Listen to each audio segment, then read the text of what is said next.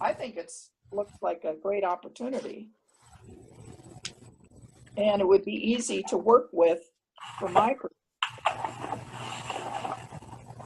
All right. Looking back to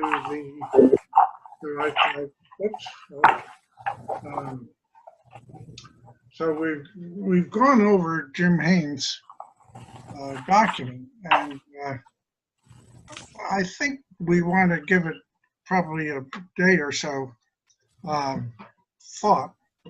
But my proposal, it looks to me like you guys are trending toward a decision. And I think that to implement this, you really need a chief operating officer who's in line with your thinking. So I'm thinking that I should step aside because I'm now in this president-elect position, which I did really as a placeholder. And we could make, say, somebody like Jim Haynes, the president-elect, with the authority to get this done. And he could work with you, Ann, to get it done. And I'm willing to drop out altogether. I'd like to still be the research director, but I'm willing to drop out altogether and totally get out of the way and let Jim really drive this forward and put the new solution in place working with Basil.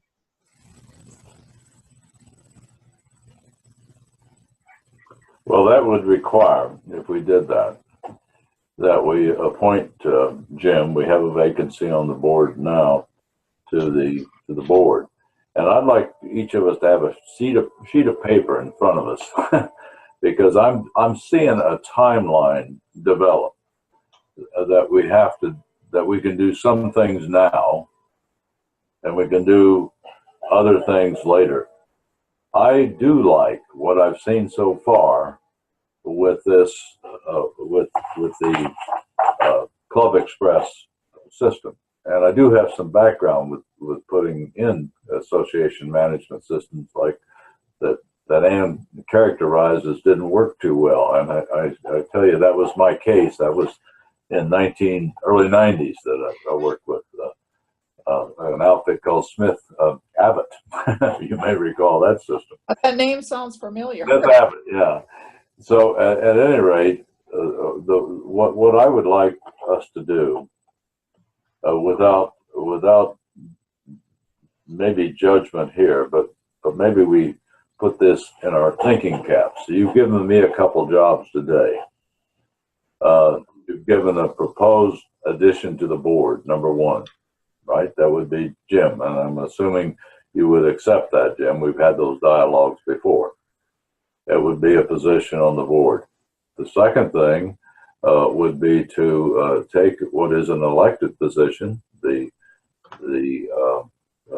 president-elect, and I think the timing could happen on that when we go to New Orleans. And you know, with the intentions that we have at this point, we could get that election of the board taking place. I'm going to tell you, I'm uncomfortable with Jack stepping back. I recognize that there would be no NACRA today if Jack hadn't been holding it together a long time ago. He's put personal money in it, and right. I don't walk away ever from that kind of investment. And I'm in awe of his willingness to do what he just proposed.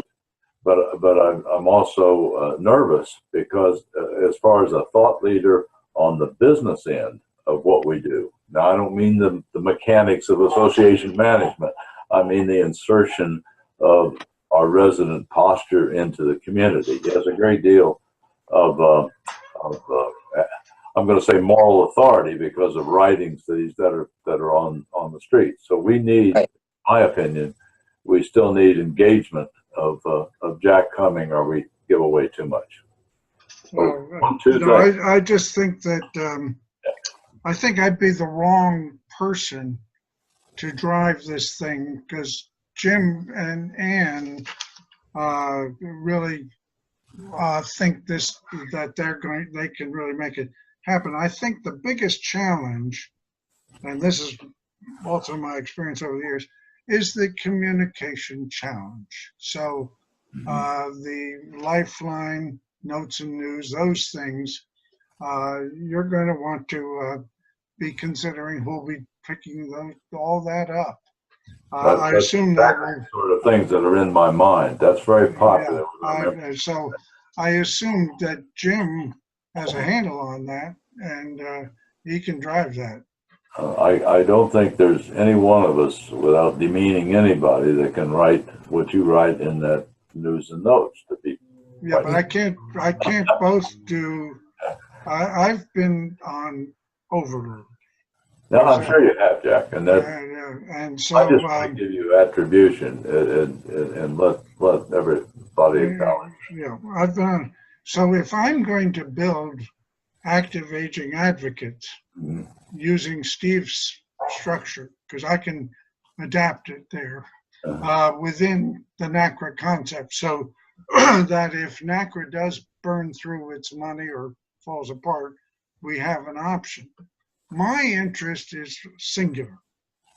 I moved into a community and found that providers just treated residents like second-class citizens, even though they had paid the money, and that they had no prudence in the management of entrance fees, and that if they decided they wanted to expand and obliterate Jim Haynes' home, they felt free to do that. That's my objective. So how NACRA fares as an organization is secondary. It's been useful, as I was telling Basil this morning, for me because, for example, it introduced me to the New York Times person, to the Money Magazine person, to the Kiplinger person, and I think we've made headway with that. So I would like to be able to continue an affiliation with NACRA. But I think we have a new driving vision for how the organization is going to interact with its residents, with its members. And I think we ought to allow that vision a chance to either succeed or fail. Well, with that said, Jack, some of us will remember last December in Indianapolis, one of the things you put on the table was the affiliation agreement between that organization and NACRA. I would think that this would be a part and parcel of resurrecting that. Well, what I'd like to be able to do would be to continue to work with NACRA so I don't have to form a separate corporate entity, that would be a brand. Okay, but I would like to, but I think that NACRA has lost, NACRA doesn't have a clear purpose now. So by moving over to active aging advocates under the NACRA umbrella, there are two things that can happen. Number one, there can be a clear purpose that people can decide whether they want to align with it or not. And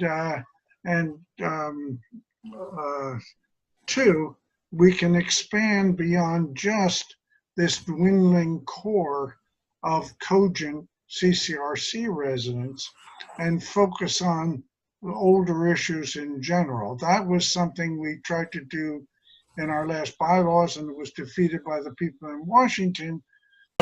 Well, all I'm saying is if we do 1 and 2, and you do step down, then, Carla, you'll remain on the board, I assume. Well, those are things for the board to determine.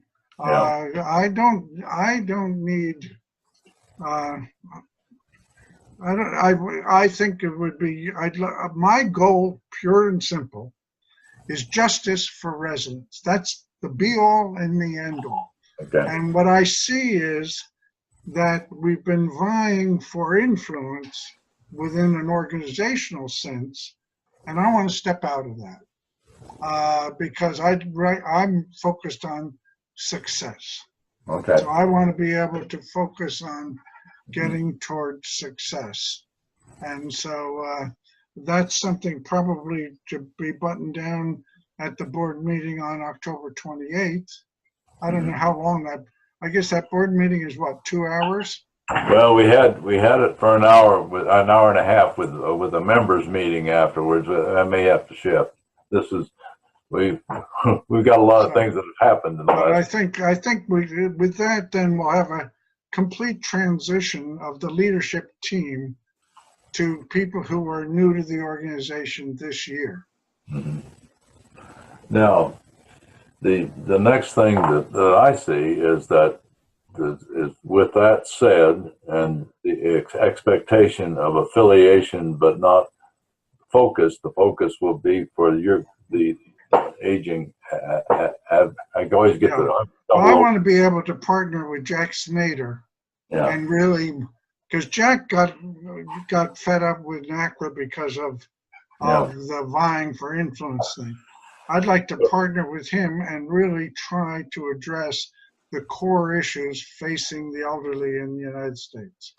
The thing that we're doing, I think, is saying that NACRA has to be a viable association.